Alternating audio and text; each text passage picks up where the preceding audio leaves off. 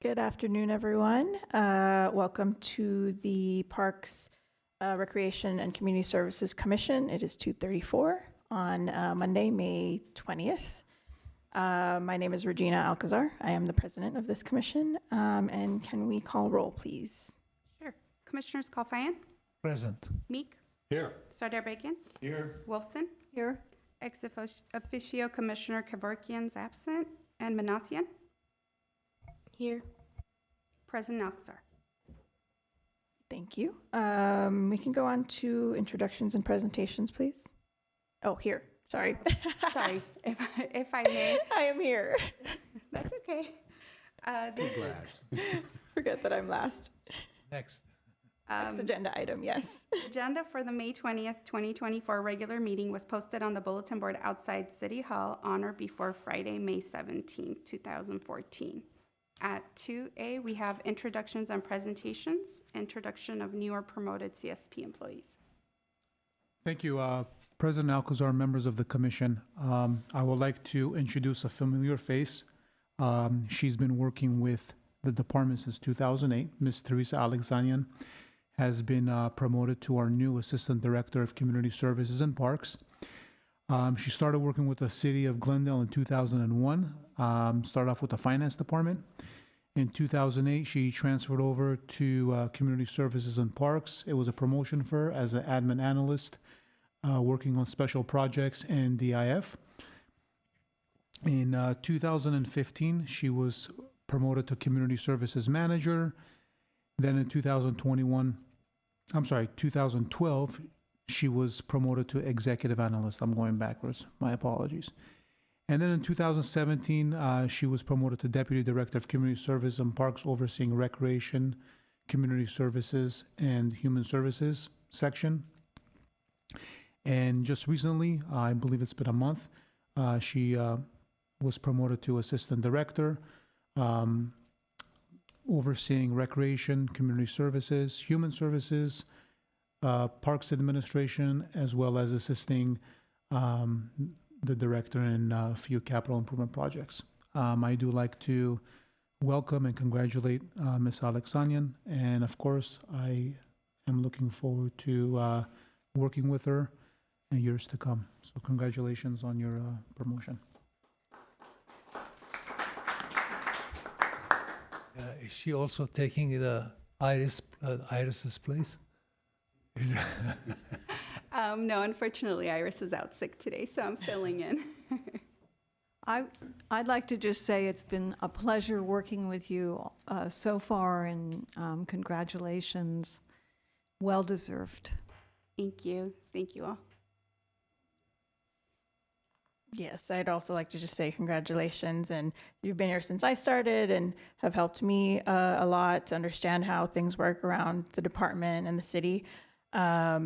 And it's great that, we can continue to have your institutional knowledge in the department. I think it's extremely valuable. So congratulations again. Did you want to share anything or? No, just wanted to say thank you for the opportunity. We have an awesome team, and honestly, it's just the title change, but I really feel like we all work so hard, and so I appreciate it and look forward to working with you, the commission, and of course our team and Parks. So thank you. Thank you. Okay, I think we can move on to the next item then, please. Item 3, upcoming council agenda items. President Alcazar, members of the commission, we have two items coming up next month on June 4th. The fiscal year 24-25 proposed annual action plan for CDBG, ESG, and home programs. On June 11th, we have Amendment 3 for fiscal year 24-25, LA County Aging and Disabilities Baseline Funding Allocation in the amount of $75,000 for the Supportive Services Program.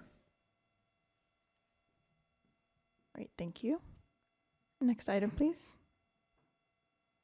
Item 4, commission staff comments. I can go. I attended the soccer final last week. I want to say that the students are getting better every year. They were really great soccer matches. a lot of excitement, a lot of people showing up. I really enjoy it, going to those events, whether it be soccer, tag football, volleyball, basketball, they're great. So I encourage everyone else to go to these things too. Thank you. Great, thank you, Commissioner Meek. Anyone else? No? Okay. Next item, please. Next is oral communications, and I don't think there are no callers, and there's nobody here. Okay. Next item. Item 6, consent items.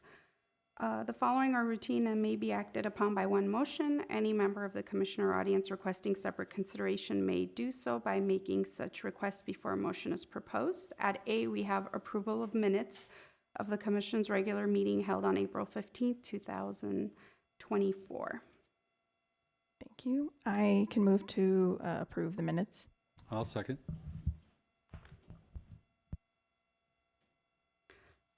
Commissioner Kalfayan?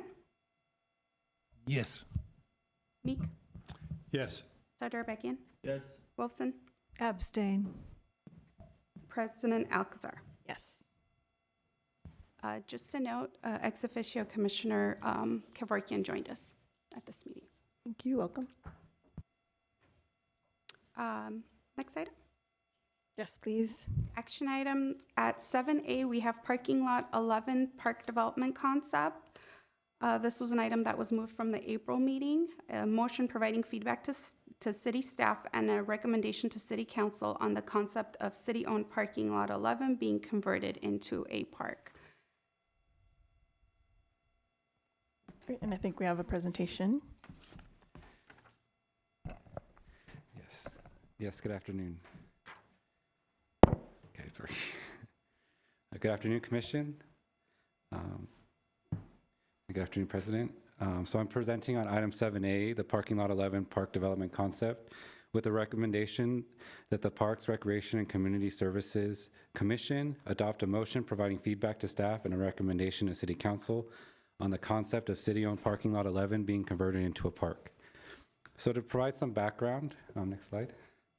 So to provide some background on this motion, we just wanted to highlight back in September 2021, the Parks, Recreation and Community Services Commission requested that staff prepare and present a report with options for developing more parkland in South Glendale, an area of high park need, as you can see from the map, which highlights the data from the park needs assessment that the county completed, with an emphasis on exploring the possibility of using city-owned parking lot facilities. And so we're highlighting the Lot 11 location on the presentation map to highlight that this area that we're identifying is a very high need for parks.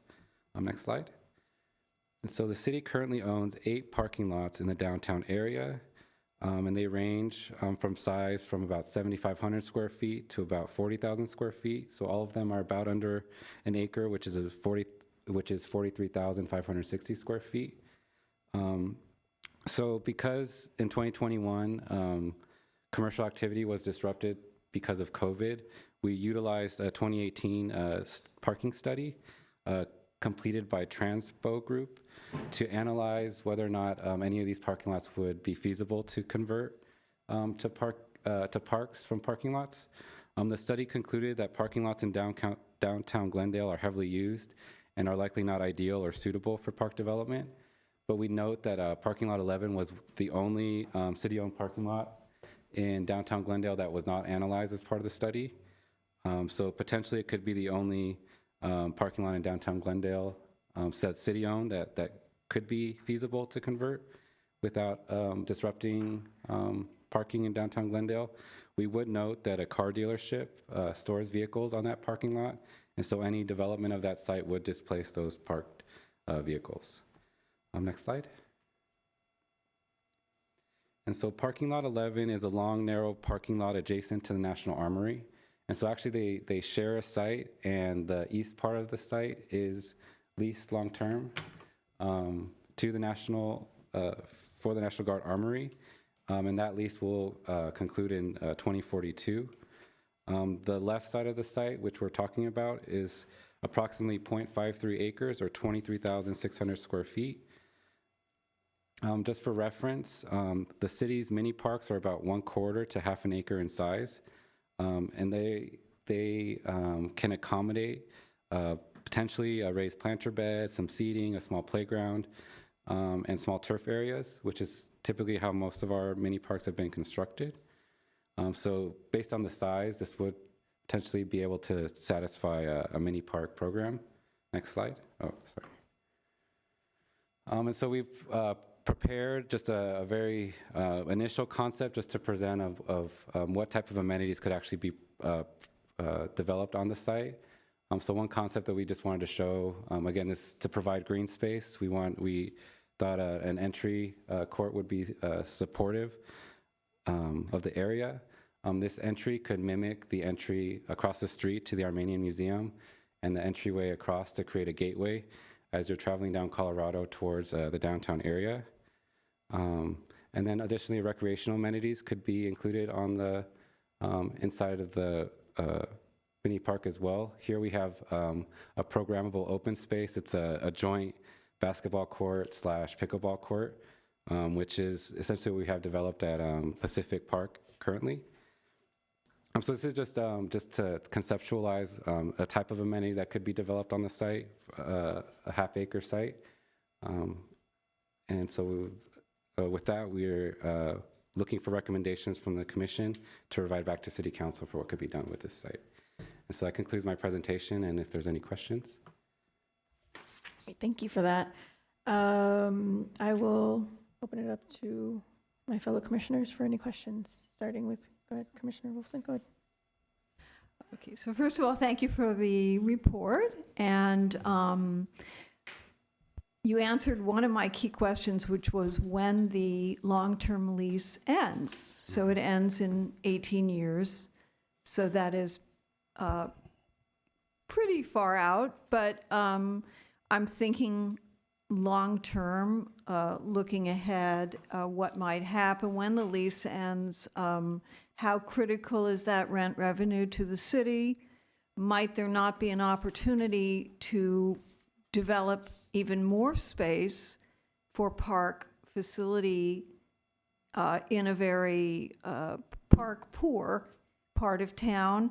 And also, I love the idea of making the entryway sort of rhyme with the entryway to the Armenian American Museum. One of the things that I feel about this, and I feel this very strongly, is that the museum has been sited in a location now that is kind of crowded, and there's not a whole lot of room, and that having this park space available would be such a tremendous benefit for people that come to visit the museum, whether they want to meet up with friends and family before or after a visit, have a picnic, something like that. I don't see picnic tables in the possible development concept, but maybe that's something to think about down the line. But anyhow, those are my thoughts and feelings, that this might possibly partially amend the decision to put the museum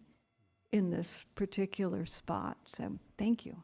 Yeah, and I note in the Central Park master plan essentially has a lot of passive recreation areas, and they have playgrounds, but they don't have an active recreation space. So having a basketball court or pickleball courts is something that is not being developed at Central Park. Yeah, thank you for that. Yeah. We can move down to the line. I wanted to know, on the side that's facing Colorado, is there some kind of like a gate or some kind of closure that would stop, especially the younger kids from entering? Because Colorado is obviously a very, very busy street. And I think safety-wise, if there's some kind of a mechanism to close off the entryway from the park into Colorado, obviously this is just a rendering that's not even close to what the final product would be. But I think that having that would be essential, given the location of the park. And then the other question was parking-wise. I see here it more or less shows 6 parking spots. How is the parking going? I mean, obviously it's a small park, so you're not going to have, thousands of people there every day. But how is the parking in relation to kind of the location and, you know, nearby other facilities around there, including the museum? Well, it was unclear if parking would actually be a requirement for the development, but I did add like potentially ADA spots, just so they could have more accessibility to the park, was just a concept, but. President Alcazar, members of the commission, Commissioner Sardar Begin, as Joe had mentioned, that this is, the design up here on the screen is really, really conceptual, preliminary. We're going to be, if this project is approved, if we move forward and taking this report to council, there's going to be a number of outreach meetings. We'll reach out to the community members in the area to receive their input. But the parking spaces would probably be ADA parking, but we will have additional parking either on Elk Avenue, but we do have the marketplace parking structure as well as the museum parking structure. Maybe we can enter into an agreement with the museum to use a few parking spaces in that area and have the park users walk over, across the street, legally, of course, and safely, using the crosswalk. Or there's a number of parking spaces at the Adult Recreation Center as well as the Exchange. So we're hoping people will get out of their buildings, their apartment buildings, and walk over to the park instead of driving to the park. But in that area, there's a lot of multi-units, especially on Elk, Louise, as well as at the Americana. They can walk over and use the facilities. Thank you. And with that, I mean, given the fact that it's stuck between the Glendale Armory and the Glendale Lodge, to potentially get rid of the parking space altogether and use one of their parking facilities, kind of like enter into an agreement to use part of their parking, especially Monday through Friday. Those places are pretty empty. So that's it. Great. Line it over. Keep going. Sure, I have several things. My first thought is we need green space. I would not want pickleball or basketball or tennis or any of that in this park. The only exception would be is if you move the playground from the library, Central Park, into this park and keep the library as green space. I think since Colorado is a busy street, we do need access. It can be one of those, I think, the RFDs or whatever they call them, with the flashing lights that stop traffic, to allow people to cross from the Central Park over Colorado would be okay. And generally, many parks do not require any parking because they're for local people. I don't object to having some ADA parking, but at the same time, most of the time, many parks have no parking whatsoever because they're meant for the people who live in that area. I would like to see or to know if our city is thinking, after the National Guard Armory loses its lease, about not releasing it, but reclaiming that land for the city to expand this park and making it a real decent-sized park. Thank you.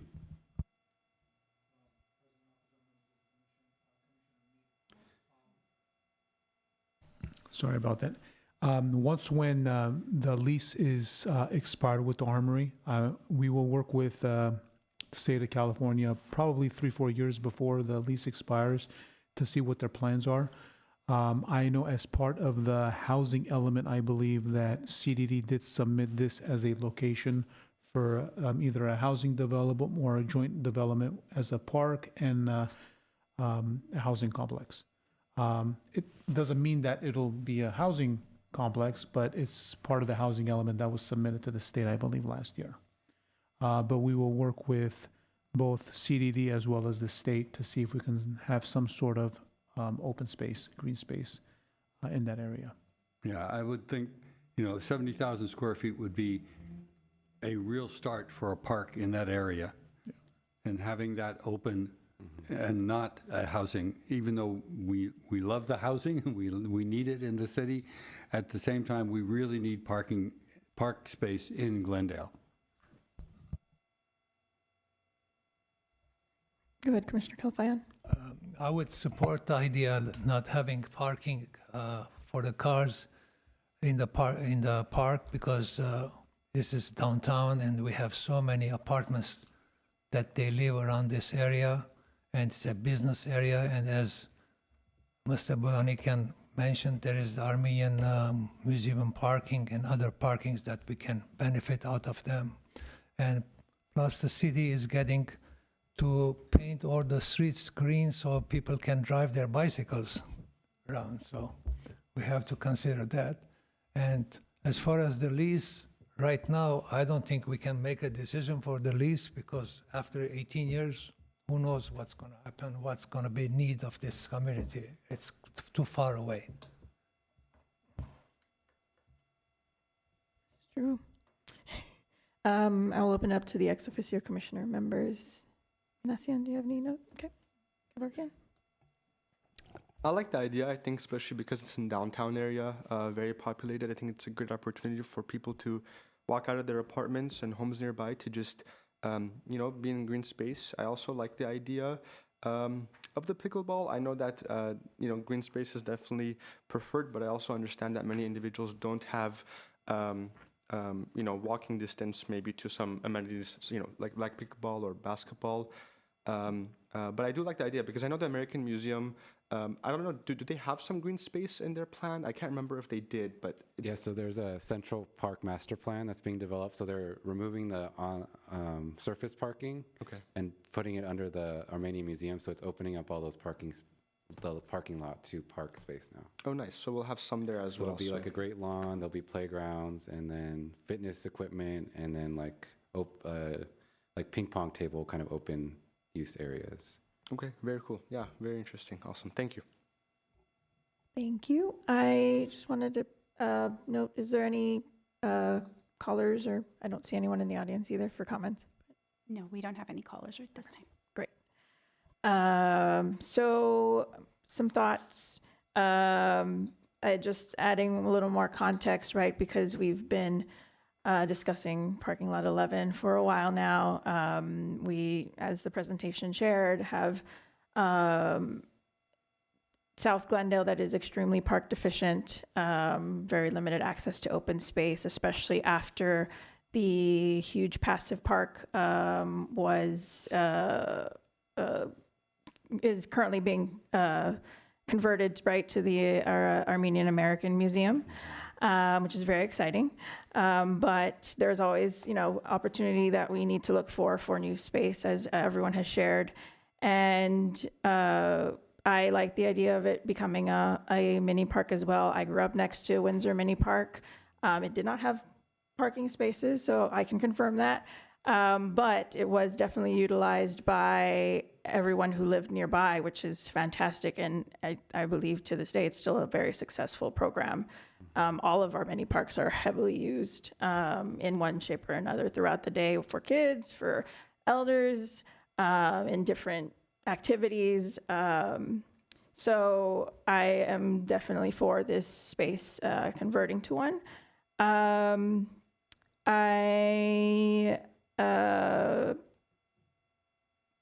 also want to recognize, right, that that Holy Family, the private school and church, are nearby, and I believe could use this space after church or after school. The adult recreation center is across the street as well. They'll be adjacent to the new Central Park area, but there's always opportunity for more, like I said. So a few questions. Is there funding lined up for developing this? I know, again, we talked about this in different capacities, but currently. President Alcazar, there is, since this property is located in South Glendale, we can use DIF funds. DIF funds can be used for new amenities, and council's direction was to use DIF funds in South Glendale. We also have the opportunity to tap into our Measure A fund balance. that we received through LA County. So we do have funds available to start planning and developing the park. Great. That's usually the biggest hurdle. Yeah, those funds aren't budgeted, but we can appropriate those funds. Okay, fantastic. Now considering the alternatives for how to move forward with this, it does sound like everyone here is for seeing some type of park there, and appreciate the rendering put together to start our brains thinking of what this could look like. I'm thank you for explaining why you the department decided to add the basketball court and pickleball courts. I'm assuming it's also because those types of spaces are in high demand. Yes. So I actually agree with Commissioner Meek. I would prefer to see it as a passive park as well, a flexible space.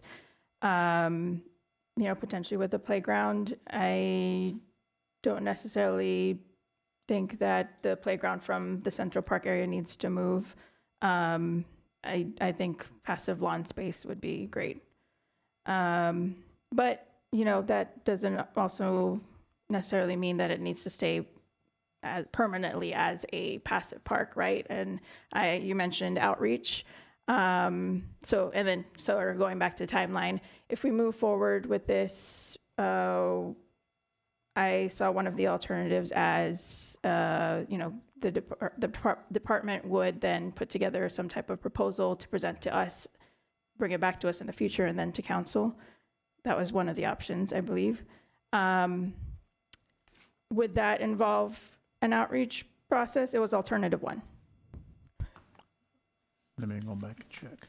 The proposal right now, whatever commission decides, then we would, alternative one was motion recommending parking lot 11 be converted to a park to the city council and asking city council to direct staff to engage in consultant services. So basically, we will take a report to city council within the next 2 to 3 months, and then we'll engage in consultant services, and then we'll come back to city council to approve the consultant services contract. Once we have the consultant on board, then we'll go ahead and have our outreach sessions with the community. So part of the RFP would be the outreach as well as master planning, design and development of the park. Is that's the quickest and simplest? That's the quickest way. Okay, Yes. thank you.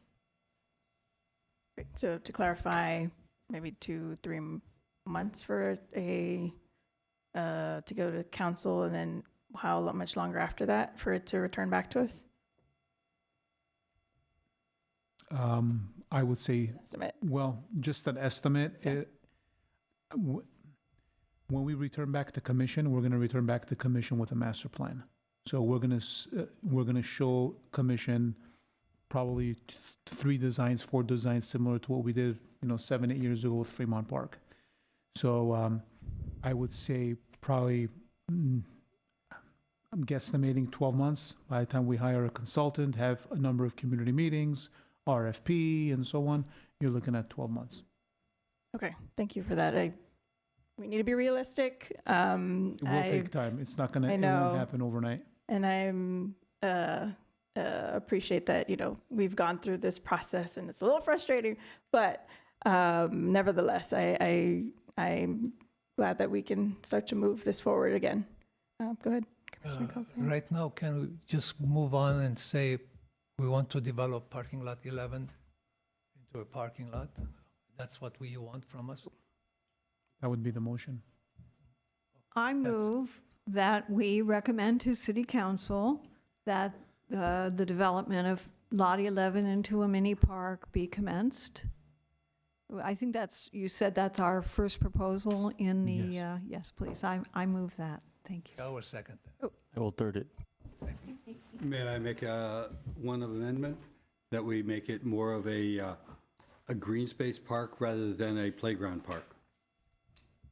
I don't think that, I'm not sure that's necessary because I don't think this proposal that we've been shown is anything more than a very vague concept. It's not, this is not what we are moving. We're simply moving that. I agree with you, but I also, if you present this particular picture to city council, that's what they're going to be thinking of. Putting in basketball courts or pickleball courts or tennis courts or something. That's why I want the amendment. Is that part of what we're proposing, or is that adjacent to what we're proposing? President Alcazar, members of the commission, because there's a motion on the table and a second, we would have to take roll unless you want to amend your motion. If you don't want to amend your motion, we'd have to take roll call.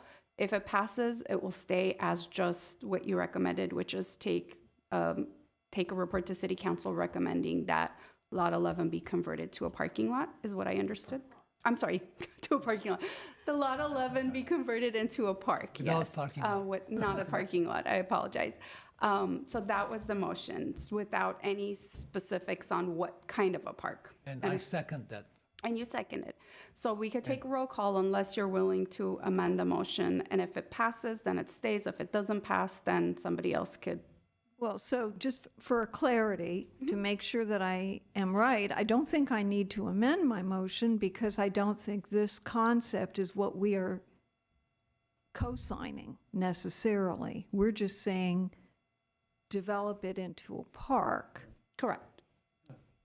It's just a general That's direction all that I it was trying be to find developed out. into a park, correct. All right, thank you. When we take the report to council, we can show different types of renderings. It doesn't have to be this one only, Okay. if it makes That's the That commission would make comfortable. me feel better. Okay. We'll be hiring professionals to do that. True. So I just said it, but if you go to council with just this picture, We'll show different types of renderings. okay, then I'm fine with the way it is now. Roll call. Yes, please. Commissioners Kalfayan, yes, Meek, Yes? Sardarbagian, Yes. Wolfson, Yes, President Alcazar. Yes. Thank you. And we can move to the next item, please. Thank you. Thank you. Next item at B is selection of student ex officio non-voting members for the Parks, Recreation, and Community Services Commission. At 1 is a resolution amending Resolution 23-3, adopting a process for selecting student ex officio non-voting members of the Parks, Recreation, and Community Services Commission to update the term and screening and selection process effective May 20th, 2024. I have a quick presentation.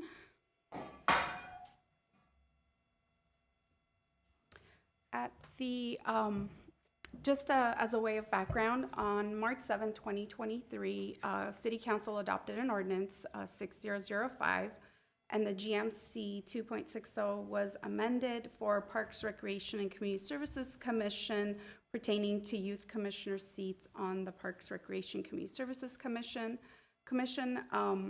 which allowed for commission to establish qualifications, terms, procedures, standards, and rules for the appointment of non-voting student members, where up to 2 Glendale students could be selected to be non-voting members. And the appointment of these 2 commissioners would be by majority vote of the commission. Back in August of 2023, this commission adopted Resolution 23-3, which established a process for selecting student ex officios for our commission. At the time, because we were doing it very last minute, there were some follow-up questions, but we really didn't have time to take them or consider them because we needed to select a committee and open up the process. So you had adopted a resolution with some questions that we would bring it back this year for consideration and further direction. So one of the questions was, can more than 2 of the 5 commissioners interview applicants without conducting interviews before the public, on television or otherwise? Can the commission meet in closed session? And can those commissioners who do not sit on the ad hoc selection committee provide feedback to the committee outside of a public meeting? The answers to the questions that commission posed, unfortunately, all are no. So we can't have more than 2 commissioners sit on the committee, because then it would have to be Brown acted and a public open meeting. The commission could not meet in a closed session. We did confer with the city attorney's office that it cannot be a closed session meeting. And one of the questions was, can commissioners who do not sit on the ad hoc selection committee provide feedback to the committee outside of a commission meeting? And the answer was no, because if each of you share your opinions with the committee members, then essentially it becomes what they refer to as a serial meeting, and it again would be against the Brown Act rules. Having answered those questions, we just wanted to refresh your memory on what you had approved last time and request for further direction if you would like to reconsider based on at least 1 year of experience. So we know that for last year, Commissioner Sardarabekian and Wolfson had the pleasure of sitting on the committee and selecting our current commission, ex officio commissioners to join us. So the terms, the qualifications and the terms that we have right now are that the individuals must reside in the city of Glendale at the time of application and during incumbency. They must be students attending high school or college. They must be under 25 years of age at the time of appointment. There must be some sort of interest in park planning, maintenance, recreation, human service programs. They must be available during commission meeting dates and be able to commit at least 2 hours of meeting time and 2 hours of prep time per month. And they must be able to secure reliable means of transportation to get to the meeting. The term is 1 year, and we established that it would be annually starting in September. That's when Commissioners Kevorkian and Manassian joined us. So third term would be up in September, so the new commissioners would start, ex officio commissioners would start at that time. They would be appointed annually at the August meeting to begin the term in September. The commission shall have the discretion to move to continue a student member's term until a successor student member is appointed. So for whatever reason, if we can't meet these deadlines. In 2023, there's a typo there, the appointment took place at the September regular meeting immediately after the ex officio members were sworn in. So essentially, staff is recommending removing that language from the current resolution because it won't be in September, it will be in August. So that was language that was built into the directions that you provided from last year. So staff is recommending removing that because we will be appointing the new members in August normally, and they would start their term in September. If you would like me to stop at any point to ask questions, or I can continue to finish the presentation, either way. Nope, you can continue. Thank you. For recruitment, outreach we said and have tried our best this year to meet this. Outreach will begin in April annually. And we will update the commission website to include a recruitment flyer and application information for ex officio non-voting members. We will create a press release to be able to get the word out, promote the opportunity through our monthly newsletters, our city connection, social media, and in coordination with commissioners, reach out to the high schools and the college and work with local organizations like GYA to help promote the opportunity so that we can get the word out to our students. The application period will open in May and close in mid-June annually. And we would require that the applicants submit an application, 2 letters of recommendation, not written by family, but it could be instructors, coaches, mentors, but not family members, and a 250 to 500 word statement of interest and purpose. The selection process would essentially be, this commission would select 2 voting commissioner members to serve on the committee in June. And we will bring this back next month for the commission to select those members. We'll do this annually. And last year we did this in August. So again, the reason it's green is I just want to highlight what was in the policy previously, but we'll be removing that as we're recommending that we do this normally in June. And the selection process will include a review of all the applications, selecting 2 or more qualified candidates to be interviewed by the selection committee, and the number of top candidates selected for the interview shall be at the discretion of the selection committee. So it doesn't have to be the top 2, it could be interviewing all the applicants, but if we get, overwhelmed with, 50 applicants and you might not be able to interview all 50, the committee could decide whether you do the, the top 4, the top 2, or however the committee decides to do it. And then selecting up to 2 candidates to be recommended for appointment to this commission, and every effort shall be made to appoint 1 high school student and 1 college student. But if for whatever reason, we don't have any college applicants or we don't have any high school applicants, then you're able to select 2 individuals from either college or high school. And the Parks Commission appointment will appoint the recommended ex officio to this commission for appointment. The selection committee will recommend the selection for the ex officios to this commission for final appointment. And this process could be reviewed should commission or staff need to revisit it in May. And of course, I think at the last meeting, there was a recommendation to add language for equal opportunity, which we did. And that's also part of the policy. So just to bring us up to speed on where we are today, because of course we're already mid-May, we have opened the application period on May 14th. Our website has been updated with the application and the information. We have already posted on social media and plan to post weekly just to get the word out. We have reached out to GUSD, Kelly King, and asked her to distribute the information to all of the high school students in GUSD. We have reached out to GCC and requested that they help distribute the flyers at their school. We have reached out to GYA to help distribute the flyers again, just to get the word out.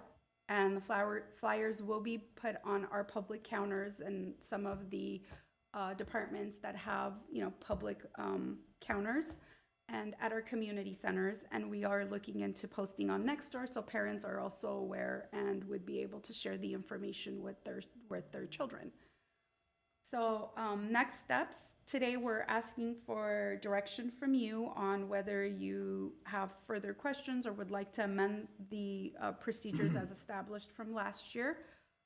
If you're comfortable with the resolution that was presented to you as part of the packet, we just need a motion to move it.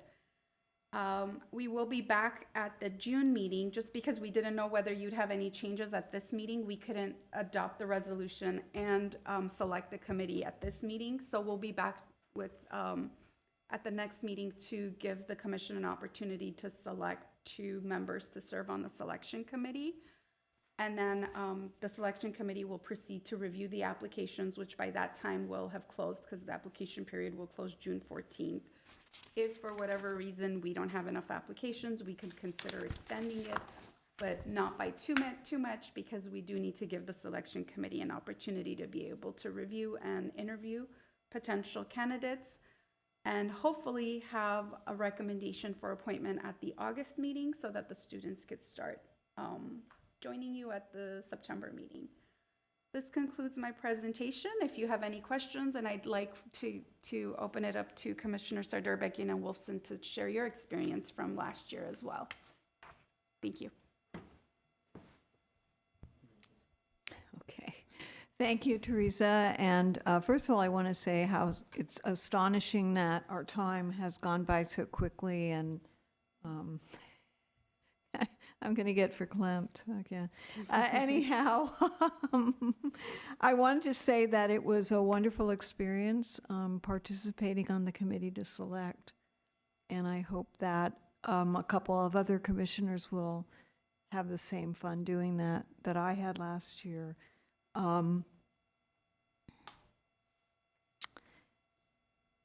Have we received any applications yet? I know it's not even a week, is it? Honestly, Commissioner Wolfson, I did not check before this meeting, so I'm not sure if we've received any applications yet. but we did open it on the 14th, so. So I like all of these suggested updates. I have no issue with any of that. If anything, I'd like to see us maybe start the process even a little earlier, like maybe in April, or something to, so that we have more lead times, that we select the committee and there's time, and maybe have the application period be a bit longer, just to give, because students are busy and, you know, they might not see it right away and apply. And I guess that's about it. So I, you know, I don't really have too many questions, just kind of like, just want to recommend the experience highly to my fellow commissioners. Thanks. Speaking from my experience last year, I think we had a good amount of applicants, and a number of them were very well qualified. I think having the two-person panel where we were very independent initially in kind of ranking where we felt they were, just based on the papers, and then going through individual interviews with them. I think given the fact that we had just started, I think it worked out really well. I think we got 2 amazing participants this year. Congratulations, by the way, from your school graduation. Sean graduated from college, so it's a big first step. Good job. But I think that the process was very, very effective and efficient. I think it's important to make it efficient and go through it. And I'd love to do it again, but I'm also open to other people that are interested in jumping and doing that. Obviously, we're not dealing with that today, but I think that, you know, overall it was a great experience to see so many students locally, and I hope this year we have double the number of applicants that we did last year. Great. Thank you both for sharing your experience. Just a question for you. Do you feel like the information that you received from each applicant was enough to evaluate them proficiently? I think for the most part, for myself, most of them were. There was a few things that we needed to kind of ask during the interview process that either opened or closed certain doors the way we each individually thought. But I think that the questions were very, very well thought out. And I think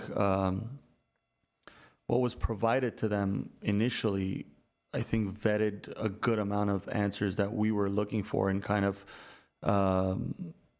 we were both, I mean, most of our, I think, initial evaluations were very similar, even though the two of us really didn't talk much until we were done. But it was crazy how our top applicants were more or less the same and so on. So I think We really didn't even, I don't think we talked, and we were on the same page immediately, which was very interesting. Yeah. And, you know, it was an impressive group of applicants, especially considering it was the first time. I don't think that maybe as many people knew about it even. So I can't even, that's why I was curious to see what's going to happen, because I imagine you guys are out there, people know you're on this commission that you know. I mean, it'll be interesting to see what happens this year. Great. Okay. Thank you. I think that now that they've gone through the experience and we've already gone 1 year with it, we should most likely get more applicants coming in this year. Yeah, I agree. I wanted to open it up to our ex officio commissioners, Minassian and Kevorkian. I wanted you to share if your experience applying for the program was, you know, if you had any thoughts. Was it laborious? Was it too extensive? Was it just right? Was it a hard time? Because it is in May, right? That's usually a finals time. So I'll open it up to you both. If you have any thoughts. I think when I was applying, it wasn't anything too difficult. I thought, well, I didn't think that I would exactly get in, because some of my friends, you know, they were applying and they're very smart, very more like talkative than me. But I know that, you know, I had good grades. I wanted to do it, so I just tried. And the expectations and like the things that we need in order to apply are not anything too difficult to, you know, get if you're, you know, a good student. So I just think it's really nice. And I've also been telling my other friends to join because it's really nice. It's a good opportunity to learn how to like be a little more open to talking in front of adults. So it's a little nerve-wracking, but I think I've opened up a little bit over time. So thank you. Great, thank you. Yeah, I enjoyed the process very much. For me, it wasn't marketed as much for me. I think I had to go search for it because I really wanted to join in and see what opportunities were available. I know it's also different because I'm in a college and you go to GUSD, so I think the marketing is easier when you look at GCC, GUSD rather than CSUN or other surrounding colleges. Personally, I found the application process to be very simple. Filled out the little form that they had, put in my statement, which of course took time to prepare, but it was very manageable. An interview was wonderful with Commissioner Wolfson and Sardar Begin. And I like how it was in person as well, because nowadays, even for job applications, we're doing Zoom interviews, and it's very difficult at times to actually, see who you're working with and get a good vibe. And I really enjoyed that aspect. So I think keeping them in person is really important as well. And I've also marketed it to many of my friends in college and outside in GUSD as well with our student leaders, our student advisory council that I advise. I think it's wonderful. I think so many kids should do it. I totally recommend it.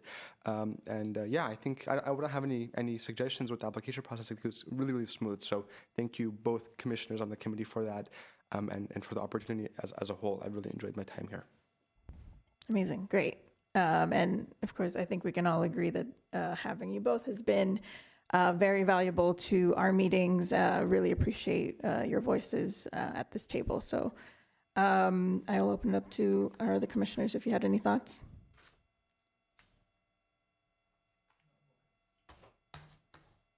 I look forward to going through the process again. I'm very pleased that the city is doing this and has started this thing, bringing the students into the city government. It really helps them learn and understand how cities actually function.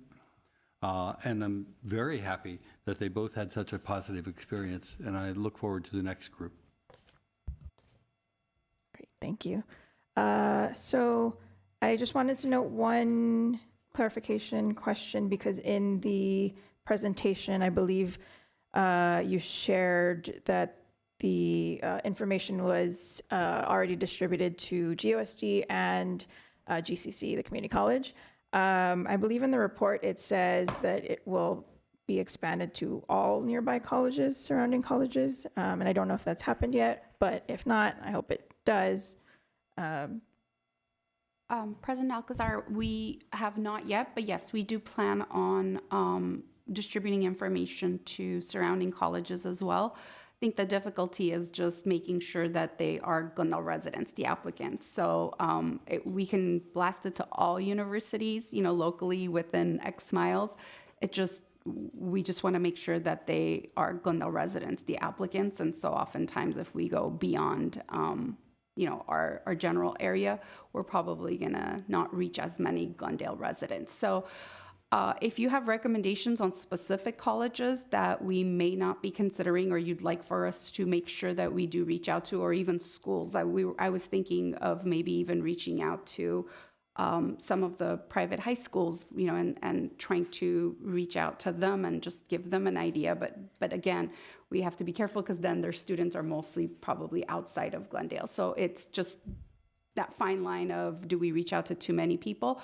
Although our application process this year, we did build in a question that asks about, are you a Glendale resident? And if they say no, it will kick them out of the application. So we don't potentially get applicants that are not Glendale residents or, high school college students, or at least under 25 years old. So we did build that into the application process this year. And so again, if you have any recommendations for any schools we might not think about, please let us know, email me, and we'll make sure to reach out to them. So we can just email you. Because I was going to say, I bet there's lots of Glendale residents that go to USC or, some of the other schools. Yeah, there's a big USC, UCLA, CSUN, Woodbury, Occidental. I think it's a really great opportunity for that. I also think that maybe in the future, maybe earlier, like you said, maybe the beginning of April would be helpful only because like I graduated yesterday, so some of us are already checking out, and it's difficult to reach the students sometimes. So just suggestion maybe in the future for the next cycle. Absolutely. I think it's in our policy to do it in April, but this year we got a little delayed because we were trying to see just generally if all the different departments are going to start the process together. When we realize it's getting too late for us, we just move forward. So yes, according to our procedures, and our staff do plan to do it starting our process in March to be able to advertise it in April going forward. This year we did get a little delayed, so. Okay. Thank you for that. And being open to, all forecasting the net far and wide. I was also a commuter student who went to USC. I'm sure Shant was as well. So any opportunity to get more applications would be amazing. For our motion to move forward with, I also support starting this earlier, so I am going to suggest that we, It's in the motion does say April, or the resolution does say April, which is what I heard, right? I guess let me clarify with Commissioner Wolfson. My thought was to actually open up the application earlier so we can keep that window open for longer, if that's okay. Just as a question, when you say April does that mean opening the application in April, or does that mean? Our goal would be to start outreach in April. So we would start advertising it in April and the application would open in April, yes. If you'd like it earlier, we could. What do you think about But you're potentially not going to get back to these students for 3-4 months, and I'm not sure if you'd lose interest or people would forget. So starting it too early might.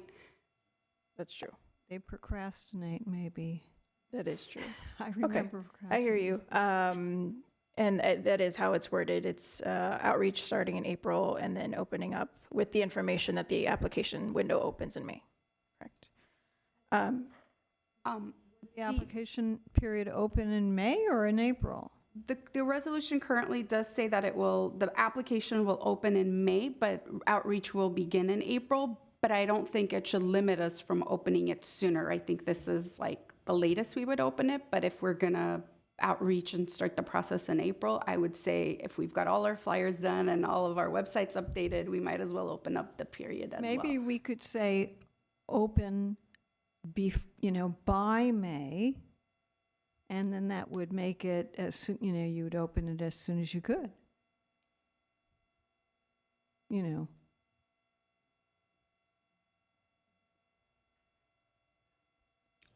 It's up to the commission. We could update that language. So right now it's item D Right, on the resolution. It reads, the application period shall open in early May and close mid-June of each year. So if you'd like to update that language, we could say that the application should open by May. By early May, maybe? Do you like that? Okay. I like that. Okay, cool. That's a minor tweak. Yep. Thank you. And so I'll actually go ahead and move that we adopt this resolution amending Resolution 23-3 to update the term and screening and selection process effective May 20, 2024 with the amendment that we just discussed right now of changing the word by. So it will read, the application shall open by May and close mid-June. Yes, that's perfect. I second it. I'm sorry, who made the motion? I did. Okay. Commissioners Kalfayan, Yes. Meek, Yes. Sardarbagian, Yes. Wolfson, Yes. President Alcazar. Yes. At 8A is reports for information only, workforce section activity report. Hello, good afternoon. My name is Judith Velasco. I am the Workforce Administrator, responsible for the services out of the Verdugo Job Center. So I have today before you a couple of events and programs I'd like to highlight from our section. The first is our Home Again LA event partnership. So given the work that we do out of the Verdugo Job Center, we have multiple partnerships with organizations. Home Again LA is one of the organizations we work closely with. They refer clients to our Center for Employment Services, and we work with their staff to provide training as it relates to workforce services directly at their location. Earlier this year, they reached out to us to see if we can assist with an interview HR event that occurred on March 29th. And this was a collaboration where we met directly with clients that they're serving, along with Glendale Unified School District and Job Corps. And the purpose of the event was to provide the homeless clients that they serve with HR manager direct feedback on what HR and human resources, what they look for in potential candidates. So it wasn't a formal presentation so much as it was an opportunity for clients to ask questions directly to the hiring managers. And it was an opportunity for hiring managers to provide that feedback as to what they look out for in job applications, job candidates. So during the interaction, a lot was focused on soft skills. I would say that is the number one thing we hear from employers, that they're looking for individuals with a positive attitude, that are flexible in work assignments, that arrive to work on time, that they spend less time on their cell phones and more time focusing on their tasks. So these are things we've heard over the years, and that's something that they've really honed in on. They also honed in a lot on the resume. Resumes have changed a lot in the last 10 years. Even though we do have job seekers that might have 20 years of experience, it's not completely necessary to list all those 20 employers on that resume. So we went over different things to highlight in a resume, what a LinkedIn resume looked like. So at the end of the event, it was really a win-win because the client felt empowered as to, okay, now I know exactly how I should present myself in an interview, and I know what kind of questions they will ask me, as well as what I should highlight in my resume. I do want to add that this is something that we provide to all customers who access services at the Verdugo Job Center. Interview preparation, resume review, as well as mock interviews. We notice that's very important for people to have that experience. Some people are very natural or speaking about themselves. Some people are very shy and modest, so we have to really help them focus on things that employers are honing in on. So given the success that we had with that event, we are planning another one with Home Again LA in June, to continue to provide them with that kind of insider perspective on what employers are looking for. Another item I'd like to share is our business engagement. So primarily our center is federally funded, and we receive funding from an area called Rapid Response. So Rapid Response funds services to individuals who have been impacted by layoffs. So that's one of the services we provide out of the Verdugo Job Center. We monitor layoffs in our region, in Glendale, Burbank, and La Cunada, Flint Ridge, to make sure that we can assist immediately those individuals who've been laid off, as well as, if there's a need, apply for additional funding for those individuals who are laid off. So what I have before you, I shared a couple of layoffs that have occurred in the last couple of months. As you probably heard from the news, Jet Propulsion Laboratory, JPL, is in our region, and they laid off 521 individuals. So that is what we considered a major layoff. Due to that number, we were able to apply for additional funds to support the impacted workers for about $350,000 to serve over 30 impacted JPL workers. So we just received notification of the grant fund, so we are going to start promoting this grant opportunities to anybody who's been laid off by GPL. They do not have to live in the region. They just have to access services by calling our office, and then we will assign them to a case manager that can link them to this grant opportunity to fund specifically that company that had a mass layoff. Additionally, you probably also heard about the 99-cent only store closure. Unfortunately, that impacted our region as well. In Glendale, the 99-cent store is on San Fernando Road. And so we have already conducted outreach to the impacted employees in the Glendale store. This actual layoff, it's a little bit different than most because there's another chain that potentially will buy the 99-cent store. I always call it Pick and Save, but it's not Pick and Save, Big Lots. I used to be Pick and Save, but Big Lots is rumored to be buying out the 99-cent stores. So they've contacted us to see how they can be in touch with the impacted 99-cent workers.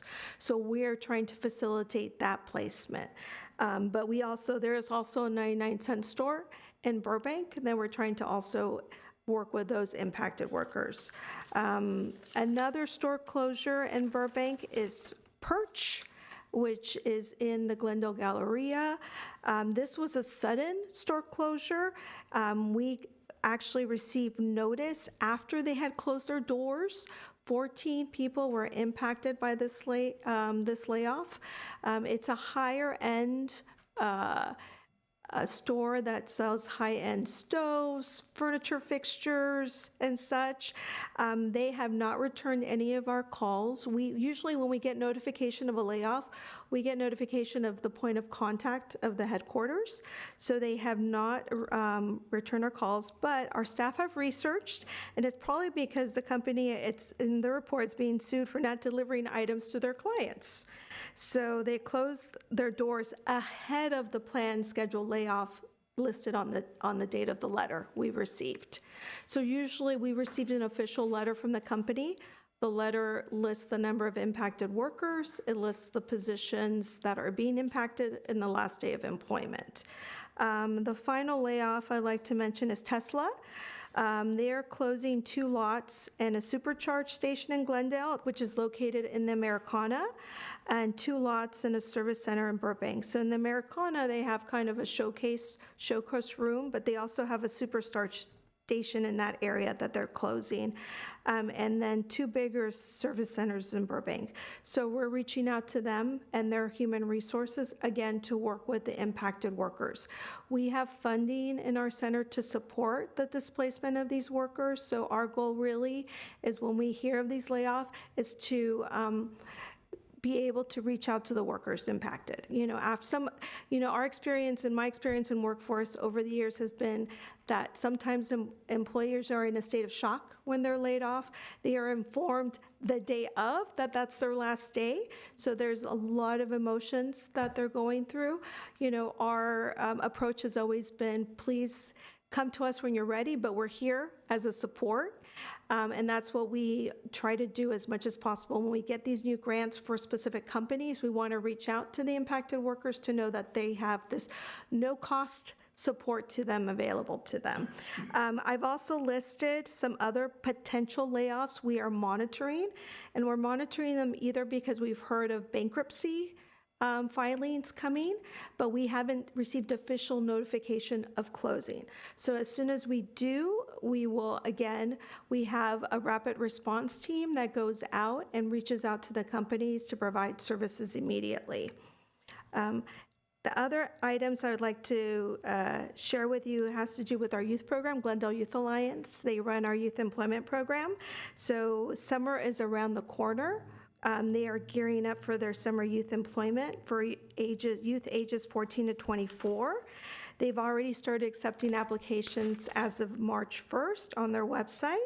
Usually the younger youth are placed in entry-level positions, mostly to clear hillside brush as their first job. The older youth have an opportunity to work at different work sites based on their interest. So we really use this opportunity to place youth with what they're interested in doing to see if there's a match. Sometimes you have to have that experience to see if that's something you want to pursue as a career in college. So we're excited to have that program again this year. It usually starts July 1st. And Glendale Youth Alliance is also going to start a new program this year called Summer Employment and Leadership Program, and that's for youth ages 15 to 18. It's going to run similar to a summer camp where families are able to pay for their child to participate, and they will actually get paid work experience, a training component, be assigned to a work site, and again, the matching of the work site would be based on their current interest, be 80 hours during the summer months, and the cost of that would go, 70% of the cost of that would go directly to fund the work experience. We still have our STEP program. It's for youth with disabilities. So it's a 3-year program serving 80 youth each fiscal year. So currently we have about 31 youth. I think actually it's more 50 youth enrolled in that program. So any youth with disabilities who live in the region, they can reach out to our offices and we're happy to place them in different work experiences.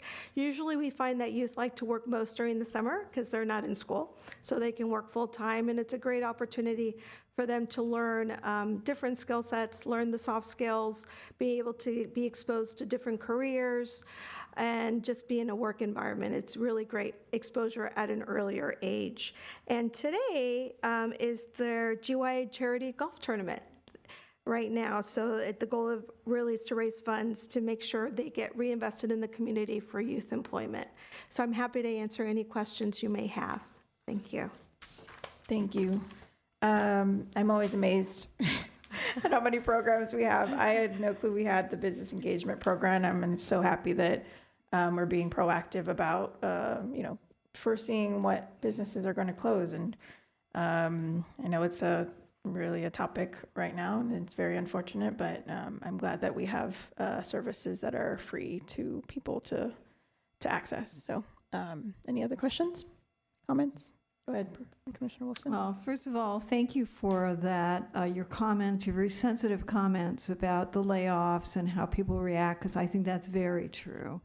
That people are just often quite blindsided and have no idea what to do. So it's great if you can nab them before they're off to whatever, let them know there's a resource available.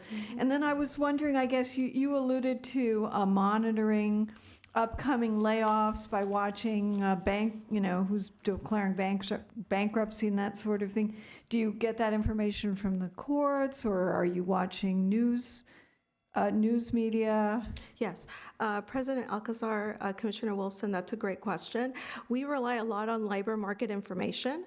So we receive labor market information directly from the state of California Employment Development Department. So they provide us a lot of information in our region of just overall, different types of industry changes.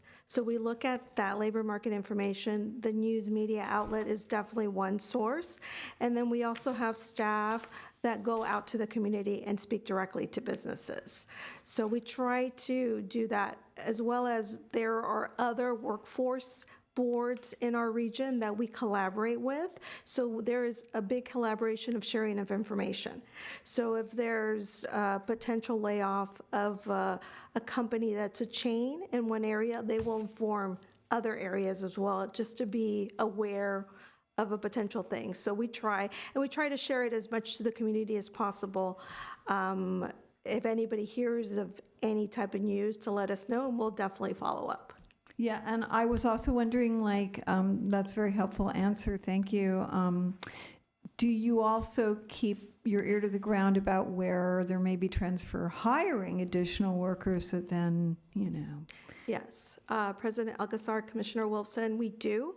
And that is currently helping us design meaningful job fairs. So if we see that there's a trend of certain industries that have a plethora of hiring, like healthcare is one of those industries that's growing, and there's a lot of crossing of skill sets among different positions. So what we tried to do is look at the positions that are being impacted, see where there's a crossover in other industries that have a similar need to make the connection as well. And it's something we have started doing more so this year than other years. So we did healthcare. We're looking at areas that are growing in media and bioscience, life science area, which there's a crossover a little bit in healthcare. So we're looking to see, again, looking at the skill sets the individuals need, they currently have, and where we can match them with places that have that growth opportunity. Great, thank you. Go ahead. You had a comment? I wanted to thank you again for all the work you and your staff do. Everyone over there seems to be enjoying their work and doing a very good job at it. I had the one question from our last encounter. Have there been any follow-up regarding the court reporters that the LA County needs? Yes, President Alcazar, Commissioner Meek, that's a great question. I did follow up because we have, I have my counterpart in LA County who's a workforce board leader.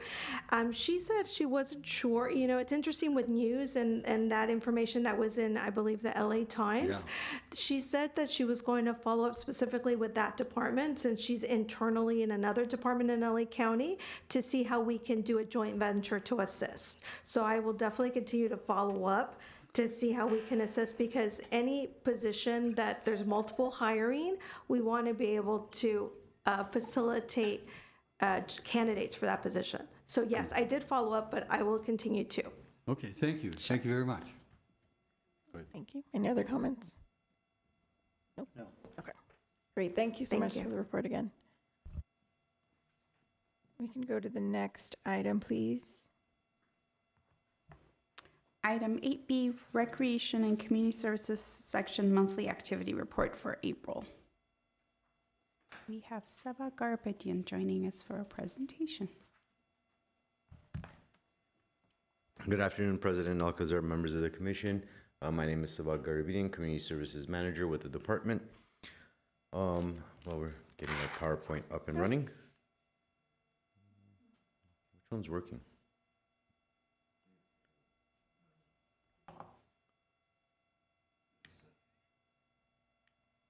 Yeah, there we go. Okay. So we're gonna go over April as fast as we can and head into what's coming up. So starting off, we had our Glendale Dodger Night on Friday, April 12, 2024. This was in collaboration with the Glendale Parks and Open Space Foundation. We sold a total of 615 tickets to the event, as well as 30 tickets to the VIP batting practice experience, and generated over $9,100 in profit for the Glendale Parks and Open Space Foundation, which in turn works with our department and funds some of our outdoor programs. We had our Youth and Family Services High School Resource Fair taking place at our three of our four local high schools. On Thursday, March 28, we were at Hoover High School. Thursday, April 18, we were at Crescenta Valley High School. And on April 25, we were at Clark Magnet High School. Here's some pictures from each one of those sites.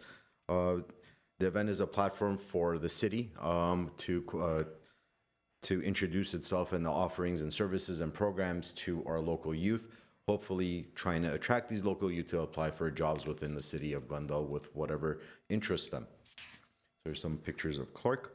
Some departments that attended the event include Glendale PD, Glendale Fire, of course the Community Services and Parks Department, Youth and Family Services Unit, which was the primary organizing party for the event, Glendale Youth and Lions, Vertigo Job Center, Library Arts and Culture, Office of Sustainability, as well as the California Highway Patrol, Glendale Community College, Glendale Unified School District's Human Resources Department, Nutrition Services, Child Development and Child Care Department, referred to as CDCC, as well as Vertigo Hills Hospital. On Saturday, May 4th, the Community Services and Parks Department celebrated the 20th anniversary of the Vertigo Skate Park and its opening. Over 200 people attended that event, including some of the skaters who were the original participants of opening day 20 years ago. And we had some professional skaters as well, Bennett Harada and Christian Hasoy. On Sunday, May 5, notice we're going in day increments, not weeks. On Sunday, May 5, we had the Verdugo Mountains 10K trail run and hike over at Brand Park. This event was finally brought back after its initial cancellation in 2020 due to COVID. And then we had our hillside, and we needed to redo some of the course, and we finally brought it back. We had over 459 runners participate in the event this year. The top 3 runners won a trophy, while all of the runners won a finisher medal. The date for 2025 is already set. If you want to be running or participating, whether you're running or hiking, it's going to be May 4, 2025. Parents' Night Out at Spar Heights took place with 15 participants on Friday, April 26. Our Trails and Open Space program had 3 major events. 7 volunteers participated in the Riverwalk Workday, 25 volunteers came out to the Wilderness Workday, and the One Glendale After School Youth Sports Program participated in their Go Glendale Outdoors program. On Earth Day, we had a private business show up and do some Earth Day Wilderness Workday activities as well. The Stone Bar Nature Center is currently open for visitors at no cost, Fridays from 3 to 6, Saturdays and Sundays from 9 a.m. to 6 p.m. We are also currently taking reservations. During the month of April, we had 761 guests stop by and visit the Stone Bar Nature Center during the 12 days it was open. The April Monthly Go program was held on April 13 with 13 participants, and thanks to a grant provided by Metro, the Wilderness bus is continuing to operate alternating Saturdays and Sundays from Maple Park and Pacific Community Center. Youth and Family Services Teen Night Out workshops during the month of April. Our teens met on a weekly basis on Friday nights at Pacific, doing various recreation games and activities, in addition to dedicating their month to community service, as April was Volunteers Month. They assisted our staff in breaking down some of the programs, and as those programs were coming to the end with the school year, and helping us out in creating all the goodie bags that we passed out during the 10K. Our mentoring in the middle schools program continues at Toll and Wilson Middle Schools in partnership and in collaboration with GUSD and Home and Edmond Glendale Aura chapter. April's guest speakers were Glendale Police Department and the YMCA. The Glendale Police Department talked about cyberbullying and in-person bullying, while the YMCA share their programs and services they offer for the teen population. Youth and Family Services section is also responsible for the STAR Students Training as Role Models program. During the month of April, our students were given a weekly journal prompt, and they were using their imagination to travel around the world, provide critiques at restaurants they may have visited, all while improving their reading and writing skills and comprehension skills. They also attended Glendale Dodger Night. And our One Glendale After School Youth Sports Program, as Commissioner Meek stated, our season came to a close this past Friday, but during the season they also went to a Women's Professional Soccer League game at BMO Stadium, or BMO Stadium, watching Angel City FC. That was on Sunday, April 21st, and we had 25 kids attend that event. Angel City FC 1-1. Our therapeutic recreation program, every month we have a monthly play day at Maple Park Community Center, centering around the Shane's Inspiration Playground. This month we partnered with Inclusion Matters by Shane's Inspiration and had a larger event. It was a play date for the Planet event, where we had a lot more participants come to MIP Day and interact with each other, and we shared our resources that we provide to the therapeutic recreation community. Our elderly nutrition program during the month of April served 3,408 meals in person, and 1,758 meals were delivered to seniors' homes. And our supportive services program served 44 unduplicated clients during the month of April. So that concludes everything we did for the month of April. We're going to come up to some of our upcoming programs and events. There's Teen Night Out, like clockwork, every Friday from 5 to 9 at Pacific Community Center. There will be a closure this month. We will not be operating this coming Friday, May 24th, 4th, if I'm not mistaken, because of Memorial Day weekend. Next, we have our Wander the Wilderness event, Wander the Wilderness bus program taking participants from South Glendale up to Duke-Majan Wilderness Park. The next one from Pacific will be June 1st, followed by 15th and 29th. That's at Pacific, and then May 26, June 9, and 23 out of Maple Park. Our interpretive hike, What's the Buzz on the Bees, taking place Saturday, June 1st from 10 to 12 at Duke-Majan. We have a Riverwalk workday coming up on June 8, 2024. There's 4 events on June 8, so bear with me here. Also on June 8, we have our Go Community Program at Duke-Majan Wilderness Park. We have the 2nd annual Veterans for Pickleball event taking place at Pacific Community Center from 9 to 12. And we have a classic film, Under the Stars, featuring Walt Disney's Pinocchio at Brand Park at the Doctor's House and Gazebo. A free event open to the public starting 7 p.m. On Monday, June 10, our summer day camp programs begin. And then, sorry, we'll go back one day. It's out of order. On Sunday, June 9, we have a Whisper of Serenity in coordination with the Yurasanke Tankokai LA and at the Shosei and Whispering Pine Japanese Garden and Tea House. And it's a tea ceremony and cultural exchange. Back to the schedule. We have a Wilderness Workday scheduled for June 15 at Duke-Majan Wilderness Park. And we have a campfire program on June 22 at Duke-Majan Wilderness Park at nighttime from 6:30 to 8:30. And the topic for that campfire program is snakes, lizards, and frogs. Oh my. All of this information is on our website. And that concludes my presentation. Hopefully I was quick. But any questions, I'm here to answer. That's perfect. Thank you. Any questions, thoughts? Go ahead. Next, I just have a comment. I know that last commission meeting I mentioned, we were talking about the middle school mentorship program. And so Sevak, after the meeting, put me in contact with John. And this past month, I was able to go to Wilson Middle School to be able to speak to some students who are, maybe struggling academically or with some behavior issues. And it was really great to just be able to share my story as a high school graduate at USD, as a college student, as an ex officio commissioner, and just everything else I do. Really be able to talk to them and maybe hopefully inspire them. And it was just awesome because I remember one of the students in particular came up to me after, shook my hand. He's like, "Thank you so much," and he was just so happy to kind of hear my story. And I hope it, helps them as well. They're such great students. And I know that they're just maybe going through some tough times, which is totally understandable. And I think that these programs really speak to, what the City of Glendale does with partnering with the school district and in offering that support to the students with not just mentoring, but also the many opportunities they have to join different sports programs and within the city and beyond. So thank you, Sevak, for that connection, and thank you, John, for all your work. So that was what I did, and thank you. Thank you.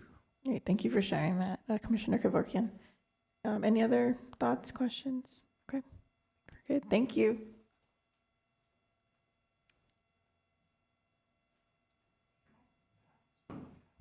At 8C is the Park Services Section Monthly Activity Report for March 2024. For May, not March.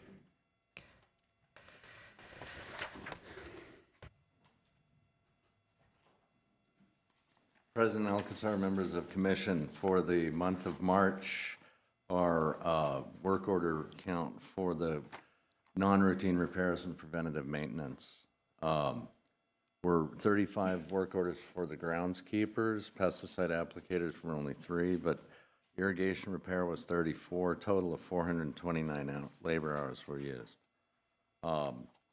We have, I believe, 7 projects to present today. First is Duke-Majan. We did some clearing after all the rains. We do get a considerable amount of growth up there. And so the crews went up along this, some of the trails and did brush clearance up there, leaving them looking more open, as you can see.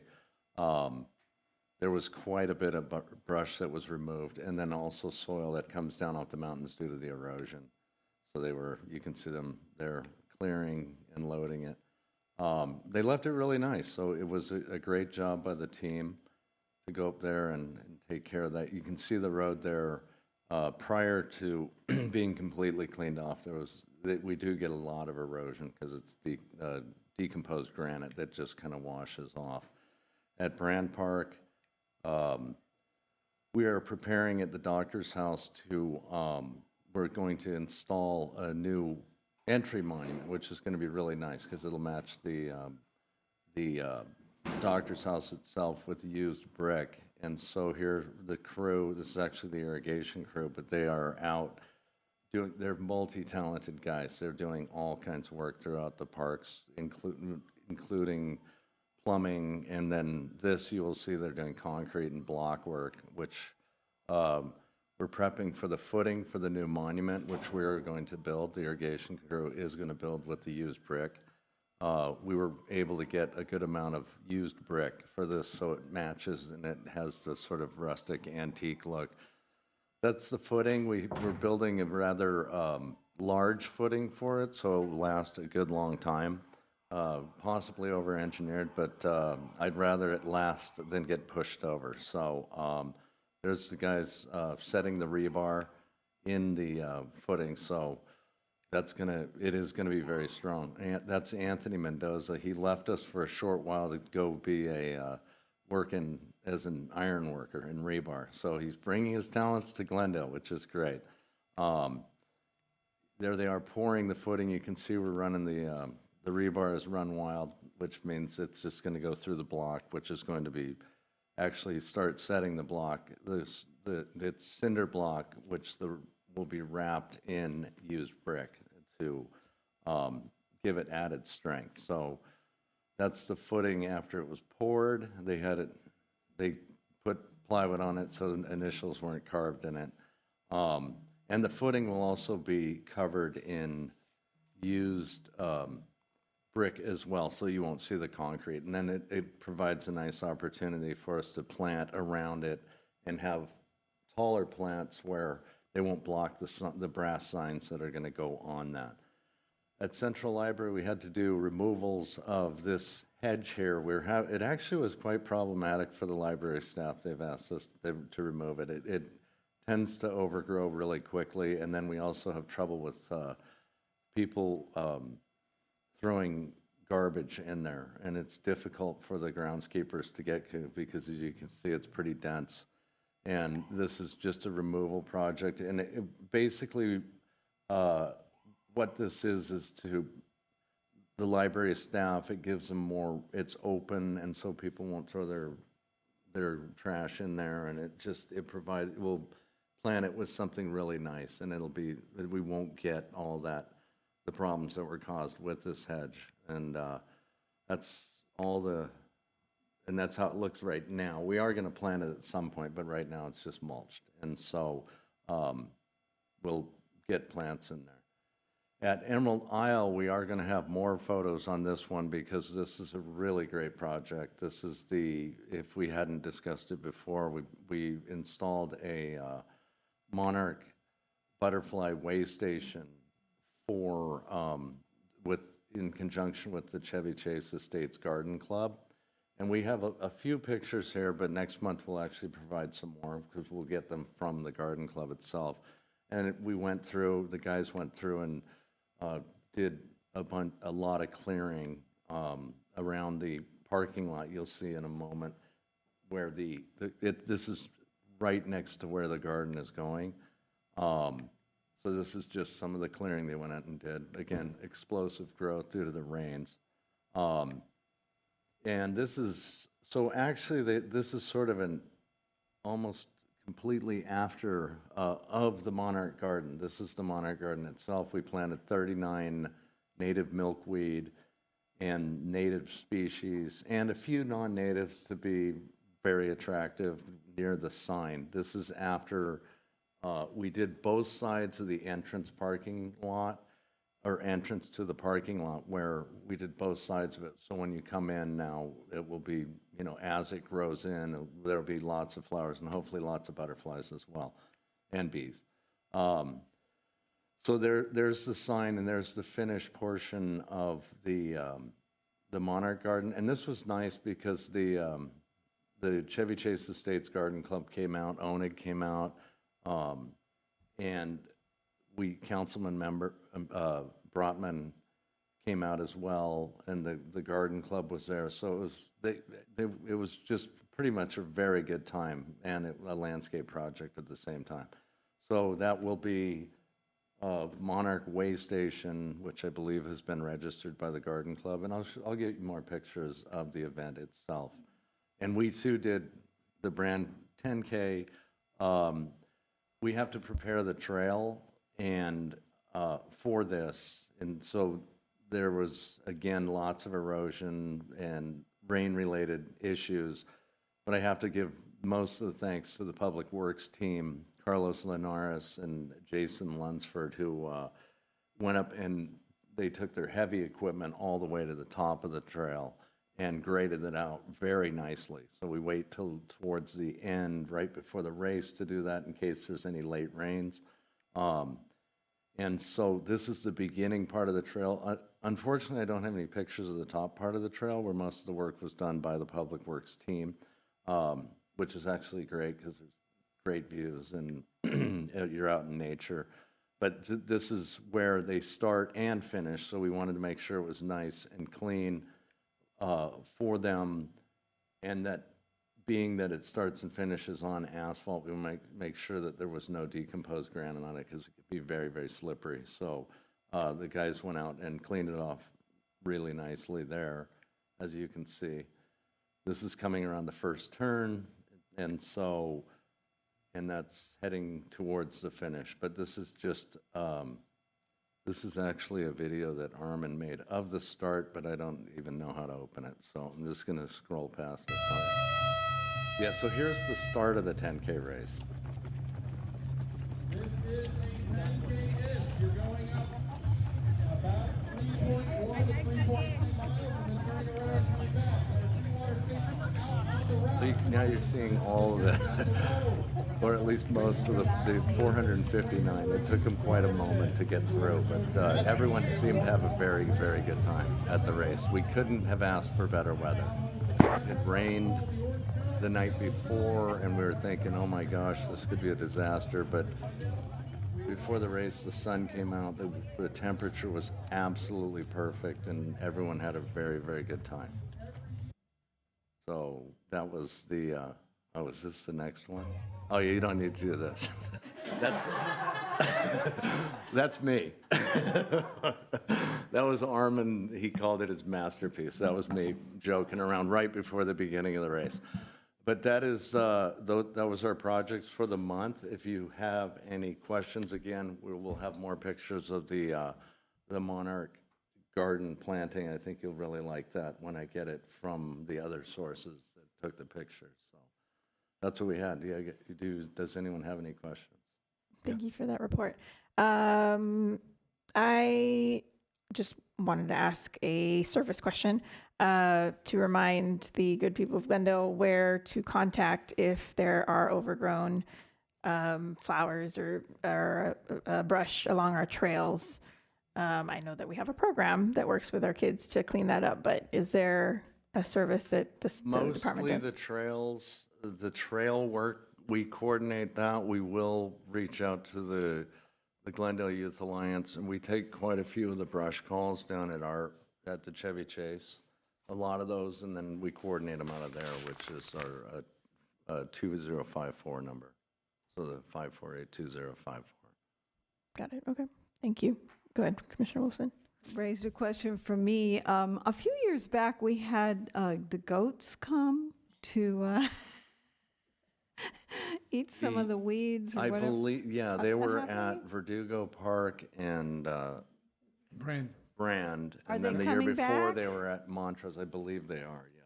Are they coming back? I believe they are. Oh, yes. excellent. I like that. All right, thanks. But a lot of that is through fire vegetation management. Yes. With that one. That's So, right.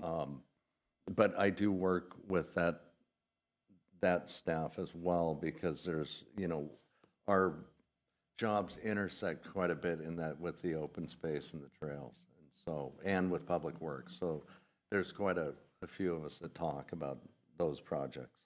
Awesome. Well, thank you. Thank you. You're welcome. Ryder. Thank you. And one question about Emerald Isle. I noticed when I was up there that when you walk through and you want to go to the tennis courts, there isn't a sidewalk there. And so there is a trail that's basically not, it used to be grass at one point. And I was wondering if we could put mulch or something so the people, if it does rain, doesn't have to walk through a muddy area. Yes. I would go look at that and get recommendations. We can even probably pour concrete there as Yeah, well. and anything that would just help that. It would, it could be gravel, I know, but something.